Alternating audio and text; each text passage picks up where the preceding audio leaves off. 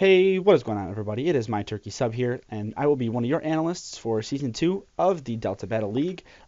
This season, I will be joined by two other co-analysts, Mr. Mopman579 and MiniMunch8. Links to their Twitters will be down below in the description, as well as links to all the Twitters and the YouTubes for all the coaches in the DBL. I'm sure most of you guys have checked all of them out, but in the rare occasion that you haven't, I definitely highly suggest you go give all of them a look. They are all very fantastic battlers.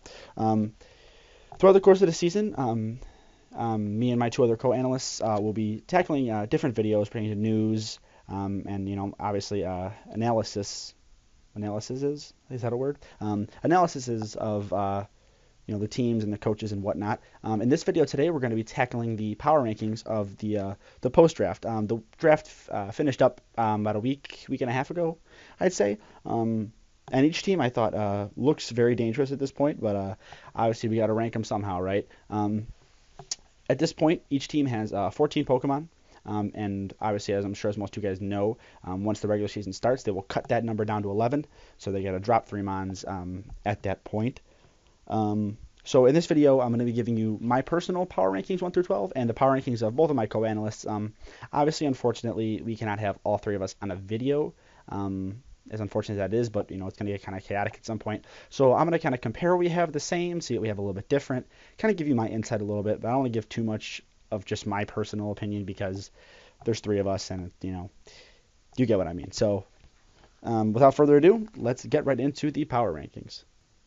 All right, so as everybody can see on the screen here, we have the power rankings, obviously 1 through 12 from each of our analysts here. If you guys want to pause the video and take a sec to look over it yourselves, I know it's kind of a lot to take in, having 36 different numbers on the board here. So at this point, I'm kind of going to go over what we see similar, what we see different, the top of the list, bottom of the list, maybe some teams that can possibly move up at some point. So let's get right in here. First off, we see the team that's mainly towards the top of the list here is going to be the Golden State Wartortles. They drafted a very good team with their Mega Latios. Obviously, Latios, both very powerful, and their Mega Evolution is very powerful as well. We see they do have, a decent-looking defensive core, Clefable, Suicune, Empoleon, Weezing, Garchomp. You can run defensive as well. They do have a Diancie as well. And then, their offensive threats as well. They have Jolteon, the Latios. Shaman could be offensive. They have Volcarona, which is a very big threat, obviously. And their weaknesses are very well covered as well, I've kind of noticed. So there's a lot to be done with that team, and that's a pretty scary sight. Another team that we see towards the top here is going to be the Omaha Omastars. As you can see, myself, I ranked them a bit lower than my co-analyst here. They ranked them at number 2 and number 3, respectively. I ranked mine at number 5, or ranked him at number 5. He's got that Mega Venusaur and Heatran. That's a very tough defensive core right there. He also has, Gengar and Raikou, Gyarados, Ninetales, of a very good, offensive crew there. Some weaknesses that we see here. It's tough to tell. I mean, he does have a few things weak to Rock, a few things weak to, Ghost, but he covers, Fairy weakness very well. Obviously his Mandibuzz is weak to Fairy, and Mega Venusaur and Heatran obviously really take care of that. And as well as that Mandibuzz takes care of the weakness on Heatran as well with that ×4 ground weakness. As you can see, Mopman ranked.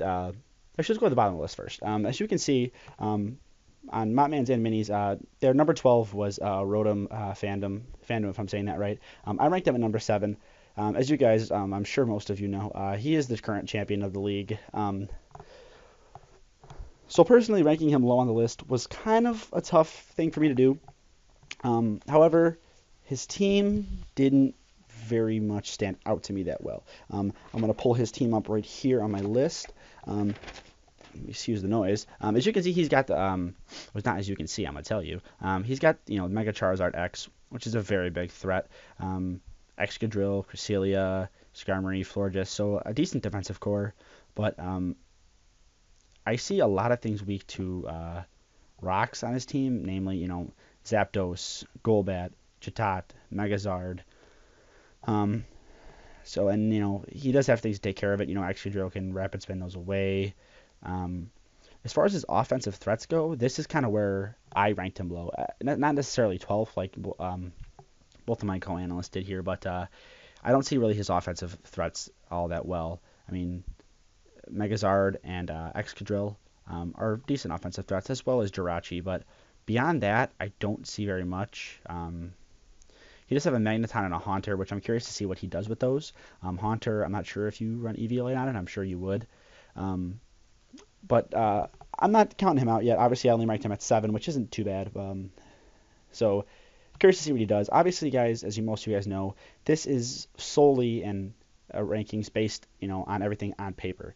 I don't know how these guys battle yet.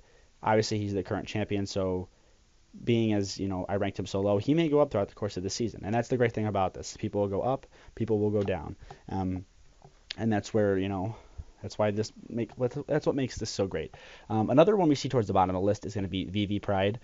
I ranked them at number 10. Mopman ranked them at 11, and Minimuch ranked them all the way up at number 7. Personally, I did not. I'm gonna look for their team here. I know I have it somewhere. Vivipride, yeah. So first off, they have a Mega Sceptile, which isn't the greatest thing to me in the world. It's ×4 weak to Ice, and as we see, his big offensive threat is also Landorus T, which is also 4 times weak to Ice. If we look down the list as well, he has a Dragonite, which is also 4 times weak to Ice. Now, he does have, a few things that counter that, Blastoise, Chansey, Chandelure, Durant, Pyroar. But then again, now we get to the point where he also has a lot of things weak to Rock, namely Chandelure, Dragonite, Pyroar, Delphox, Ariados, and obviously, he has Blastoise that can rapid spin those away. But I'm curious to see what he does with this team. I'm sure, once the regular season starts, he'll try to fix that a little bit, fix some of the problems that we see there. So yeah, don't count him out. I'm not counting him out.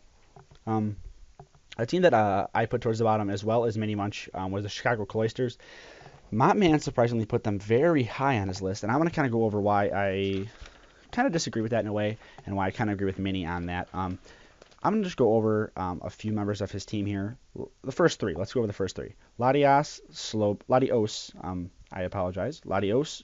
and Metagross. Right there, all 3 of those are weak to Dark, which means, knockoffs and Dark Pulses and stuff destroy him. If we go a little bit further down the list, we see Gardevoir, Frostlass, 2 other things that are weak to that, the Dark. So that's rough to get past in my mind. He has stuff like Infernape, which resists Dark, but Infernape is not very bulky. Registeel is bulky, so that can really take care of it, and as well as Amoonguss.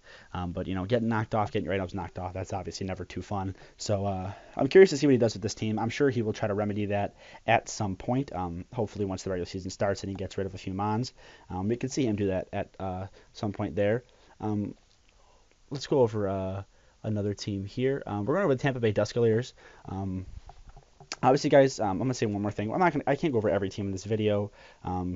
We can maybe leave that for another video, analyzing all their teams and whatnot.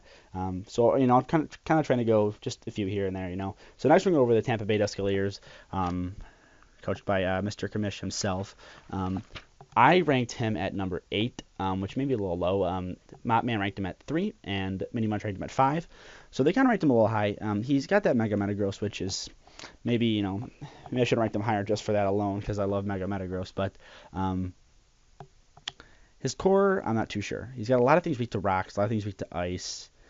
He's got Gliscor, Crobat, Salamence. Gliscor and Salamence alone are weak to, ice 4 times.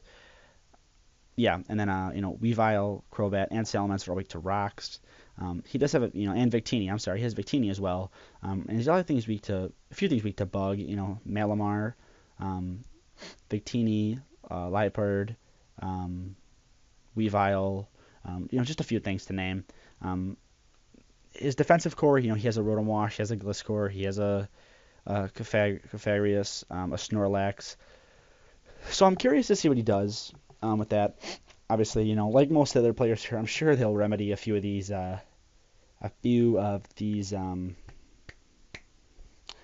few of these issues once the season starts. So we're going to go over just one more team here, and that's going to be the number one team that I ranked, the Hamilton Heracrosses. As you can see, we completely disagreed on that one. I have them at number 1 here. Mopman has them at number 5, and Mini Munch has them at number 9.